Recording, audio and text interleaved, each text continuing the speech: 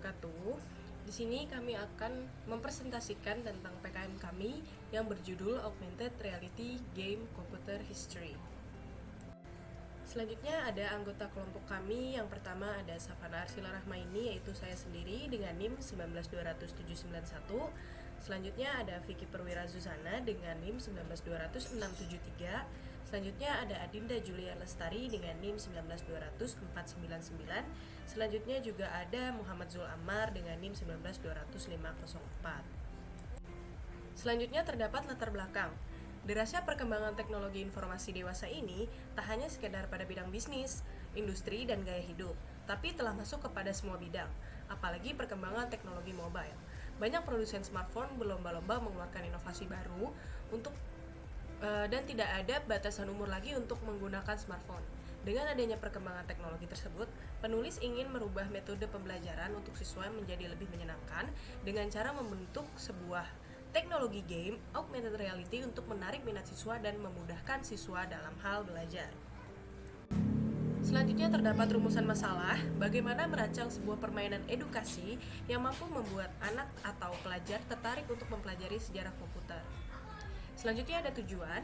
Yang pertama adalah membuat sebuah aplikasi permainan edukasi sejarah komputer, dan yang kedua mengubah cara belajar konvensional menjadi cara belajar simulasi dengan aplikasi game edukasi.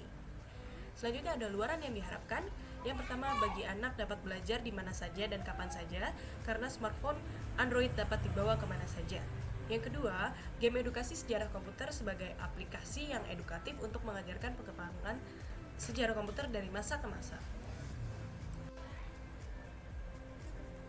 Dan selanjutnya ada metode pelaksanaan. Di dalam metode pelaksanaan ada dua. Yang pertama ada waktu dan yang kedua ada tempat. Waktu pengerjaan yang kita lakukan adalah pada pertemuan 1 hingga pertemuan 7 mata kuliah penelitian sistem informasi, dan yang kedua tempat kita melakukannya adalah di Kecamatan Jatinegara. Awal dari metode pelaksanaan yang kita jalankan, yang pertama ada studi literatur, kemudian dilanjut dengan desain sistem game, dilanjut dengan pembuatan game, dilanjut dengan uji coba, kemudian yang terakhir ada evaluasi dan selesai. Selanjutnya presentasi akan dilanjutkan oleh Dinda Julia Lestari. Sini saya Dinda Julia Lestari dengan NIM 1920499 akan menjelaskan tentang metode pelaksanaan. Metode pelaksanaan sendiri terdiri dari pendesainan augmented reality game atau computer history, yang terdiri dari yang pertama ada pendesainan alur berjalannya game, yang kedua pembuatan objek 3 dimensi, yang ketiga ada pembuatan gambar target, yang selanjutnya yang kedua yaitu ada software yang digunakan, yaitu yang pertama ada Unity, Blender, Euphoria. Selanjutnya yaitu ada anggaran biaya. Biaya sendiri terdiri dari jenis pengeluaran dan biaya. Yang pertama terdiri dari peralatan penunjang. Peralatan penunjang dengan biaya 2.289.000. Yang kedua ada internet dan listrik dengan biaya 3.773.000. Yang ketiga ada perjalanan dengan biaya 1.940.000. Yang keempat yaitu lain-lain dengan biaya 1.450.000. Dengan total jumlah keseluruhan yaitu 9.452.000. Selanjutnya ada jadwal kegiatan yang terdiri dari jenis kegiatan dan bulan pelaksanaannya. Jadwal kegiatan sendiri terdiri dari yang pertama yaitu studi literatur yang dilaksanakan pada bulan pertama, pada minggu pertama dan kedua. Yang kedua ada pendesainan game yang dilakukan pada bulan pertama, pada minggu ketiga dan keempat.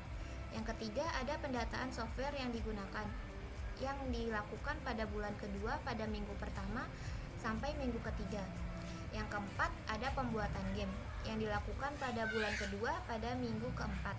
Selanjutnya ada pengujian yang dilakukan pada bulan ketiga dan keempat, yang dilakukan pada bulan ketiga pada minggu keempat, dan yang dilakukan pada minggu keempat pada minggu pertama dan kedua. Selanjutnya ada tahap penyempurnaan yang dilakukan pada bulan kelima, tepatnya pada minggu pertama sampai minggu ketiga. Selanjutnya ada penulisan laporan yang dilakukan pada bulan kelima pada minggu keempat. Di sini terdapat lembar lampiran, yaitu lampiran sendiri yang terdiri dari halaman loading pada aplikasi. Selanjutnya terdapat halaman komputer history yang terdiri dari menu play, how to play, setting, about, and exit. Saya Zulamar akan melanjutkan presentasi dari teman saya. Di sini ada tampilan home screen atau layar awal pada game AR. Di sini ada beberapa menu yaitu play, how to play, setting, tab about, dan exit. Selanjutnya ada tab about. Tab about adalah berisi tentang referensi untuk ada di dalam game tersebut.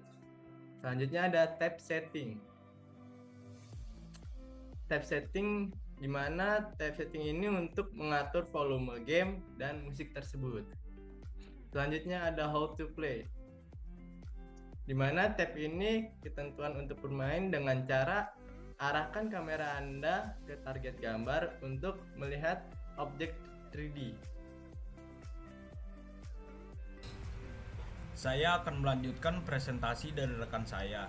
Pada lampiran berikut tertera pengujian game untuk komputer generasi pertama. Bisa dilihat pada layar desain 3D, pada gambar yang di-scan muncul dan penjelasan tentang komputer generasi tersebut dapat dibaca. Lalu berikutnya ada pengujian game pada komputer generasi kedua dengan cara yang sama, yaitu mengarahkan kamera pada storybook, lalu 3D modeling dari komputer tersebut akan muncul beserta penjelasannya. Selanjutnya, di sini ada pengujian game pada komputer generasi ketiga dengan cara yang sama seperti sebelumnya. Lalu selanjutnya, sama dengan komputer generasi sebelumnya, pengujian komputer generasi keempat.